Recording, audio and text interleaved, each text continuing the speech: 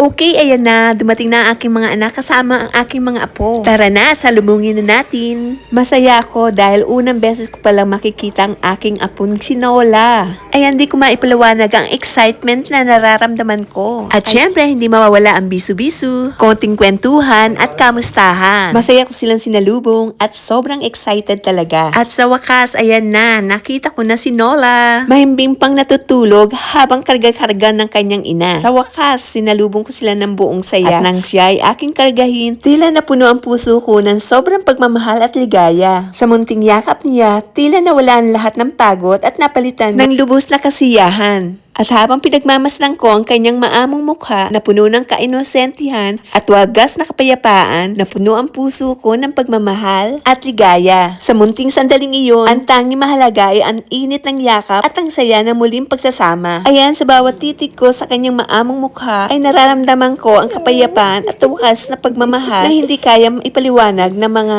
salita. Sa mga simpleng sandaling ito, doon ko napagtanto na ang tunay na saya ay nasa yakap at inosenteng ngiti ng aking mga apo. Truly, ang pagiging lola ay isang napakagandang regalo.